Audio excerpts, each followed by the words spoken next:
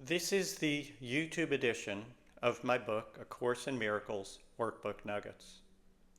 Workbook Nuggets was written to be a commentary or study aid for the course's workbook for students. I'll begin by reading the book's full commentary on today's workbook lesson over a visual of the book's text.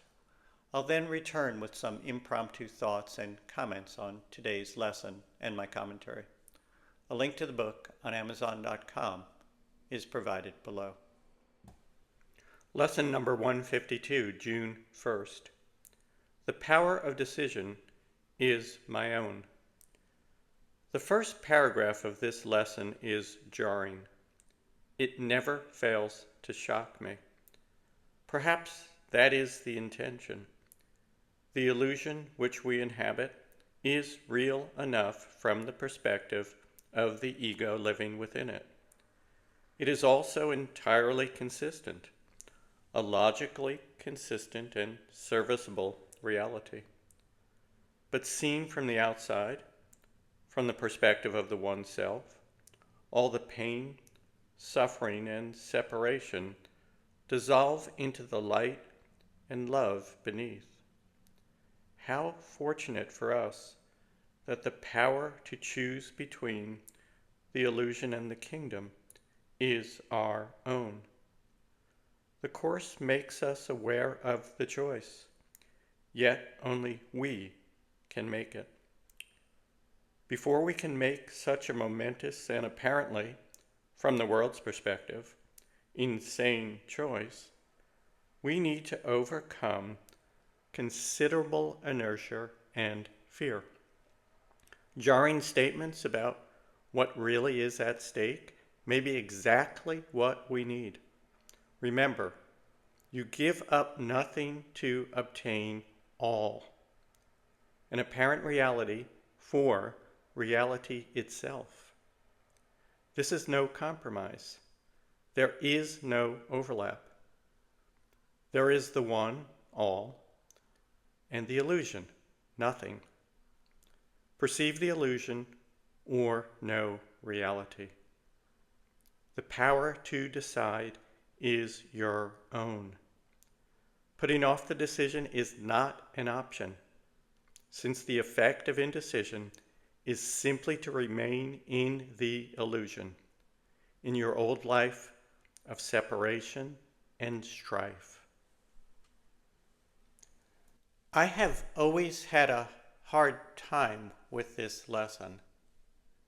It seems to be saying that everything bad that happens to me, including illness and death, is somehow my choice. Well, it clearly is not my choice on the conscious level, so the lesson must be saying something else. And it is. The choice you have made, the only real choice that there ever is if you choose to be conscious in the illusion or the real world. That is, if you choose to identify with your ego or with your real self as a child of God. If you choose your ordinary day-to-day life, the illusion, all bets are off. Anything can happen to you, and it often does. So, in this sense, you have chosen suffering, sickness, and death. Suffering, sickness, and death are an inevitable part of the illusion. That's easier for me to take. That all makes more sense. Now, some students and commentators on the Course take this a step further and say that your higher self causes those evils to come into your life as some sort of lesson or higher plan. I personally don't see the necessity or benefit in doing so. I believe that it is all just the chaos of the illusion, the natural result of separate people all striving for different and the same things.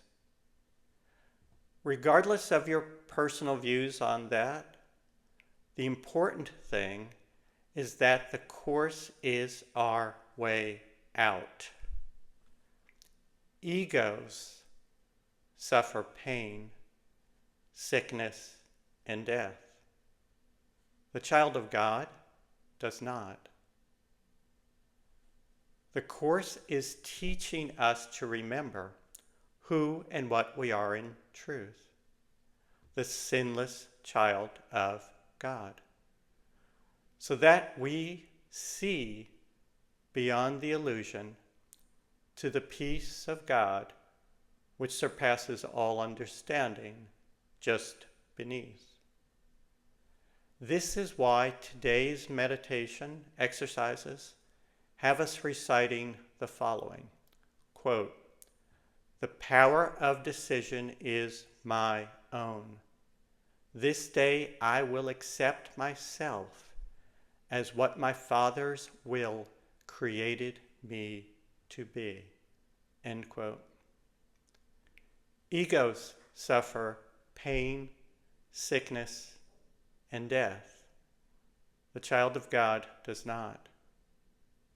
We are studying the workbook to remember that we remain as God created us, the sinless child of God. That is why we are students of the Course.